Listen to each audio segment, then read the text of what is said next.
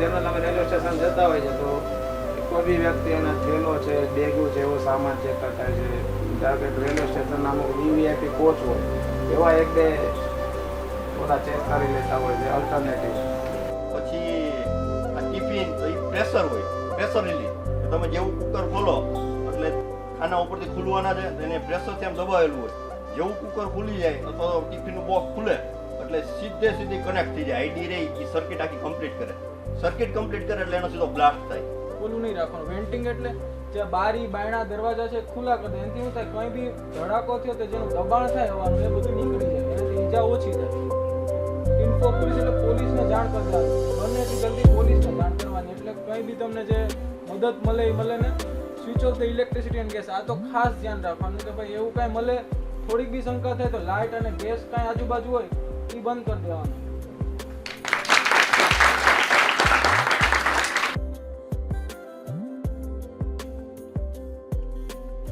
Detect કરી લે કે આ ઘડિયાળ એની યારે કનેક્ટેડ છે કે નહીં. ઘડિયાળ કનેક્ટેડ હોય તો આપણે એ શંકા કરીએ છીએ કે એમાં ટાઈમ બોમ્બ હશે. એ શંકા કરીએ છીએ. જે બોમ્બ આરે જે સર્કિટ લગાડેલી હોય, કોઈ રમકડા હોય કે કોઈ બી સર્કિટ હોય, રિમોટ ઓપરેટેડ હોય, રિમોટથી બોમ્બ ફોડતો હોય, રિમોટની અંદર એ સર્કિટ હોય, તમે તૂટેલા રિમોટ જોયા હશે, કોઈ રમકડા, કોઈ બી વસ્તુ એમાં સર્કિટ તો હોય જ. ત્યાં જે સર્કિટ હોય ને એ આ ડિટેક્ટ કરી લે એટલે એનાથી ખબર પડે કે આમાં સર્કિટ છે. હાથથી જે કોઈ બી આમ આપણે મોલમાં જાય કે મૂવી જોવા જાય કે આનાથી તો તપાસ કરતા જ હોય કે ભાઈ ખીચામાં છરી ચાકા છે કે નહીં. જે ઈવીડી છે, એક્સપ્લોઝિવ વેપર ડિટેક્ટર, જે વિસ્ફોટક પદાર્થ હોય જેમ કે આરડીએક્સ છે કે જે આપણે તો શું એક મોસ્ટ કોમન નેમ છે આરડીએક્સ, એ આપણે સાંભળેલું હોય કે આરડીએક્સ તો એવી કોઈ બી વિસ્ફોટક પદાર્થ હોય ને એ આ સૂંઘી લે પછી આપણને કહી દે કે ભાઈ અહીંયા આ વિસ્ફોટક પદાર્થ છે, એટલે આનું નામ છે એક્સપ્લોઝિવ ડિટેક્ટર. આજે તમને કીધું ને કે ભાઈ આપણે રેલવે સ્ટેશનમાં માની લો કે આવી રીતે બોક્સ મળ્યું તો એ સીધું તો ઉપાડી ન શકાય. એના માટેના આ આખો સ્ટીલનો સળિયો બની જાય, જોઈન્ટ કરી કરીને આખો સળિયો બની જાય.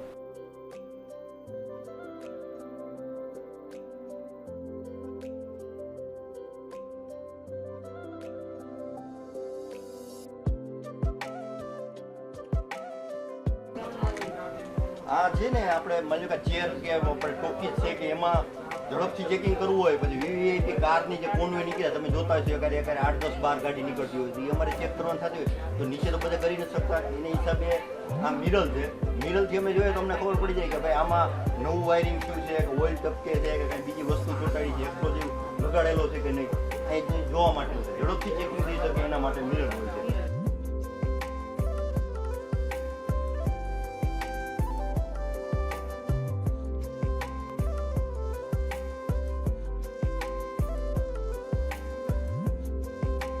ઇન્ડિયાની બનાવટ છે, ઇન્ડિયા સ્મોલ આર્મ સિસ્ટમ.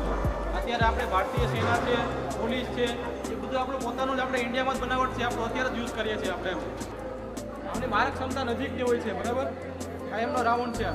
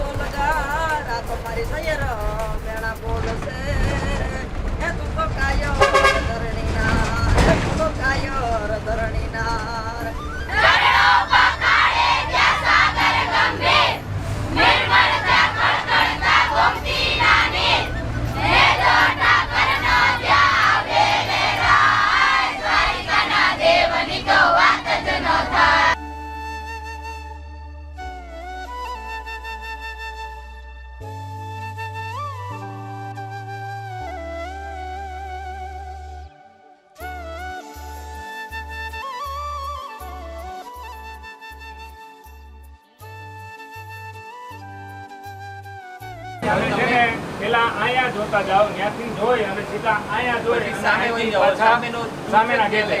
घर पे गर्म करते हैं तो हमको कितना देर लगता है गर्म करने के लिए? हमको लगता है 15 मिनट 20 मिनट करीबन दूध को गैस पे रखना पड़ता है. हम यहाँ पे उसी चीज़ को क्विकली करते हैं. 15 सेकंड के अंदर दूध पेस्चराइज हो जाता है. जल्दी गर्म. ठीक है, पेस्चराइजेशन शब्द सुना है? वही दूध को गर्म करना और फिर दूध को ठंडा करना, इसी को पेस्चराइजेशन बोला जाता है. यहाँ पे हम वही चीज़ करते हैं, मशीनों के थ्रू करते हैं, ताकि हमारा जो प्रोसेस है उसको जल्दी किया जा सके. ठीक है, तो दूध जो होता है वो 72-73 डिग्री तक गर्म होता है और उसके बाद जल्दी ठंडा कर दिया जाता है.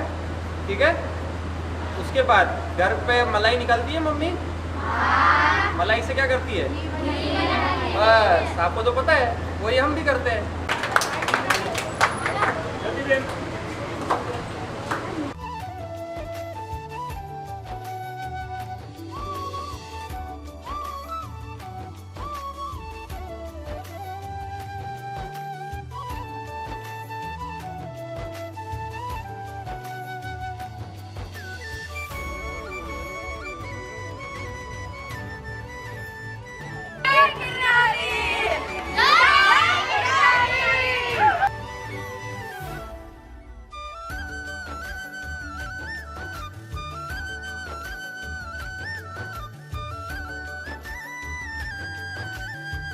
કે પોલીસ કોઈ પણ ગુનાના કામે કોઈ પણ વસ્તુ કબજે કરે અથવા તો દારૂ પકડે ને દારૂ કબજે કરે એ દારૂનો પણ મુદ્દામાલ અહીંયા રહે છે અને જનરલ મુદ્દામાલ કોઈ વ્યવસ્થા જાળવવાની હોય છે.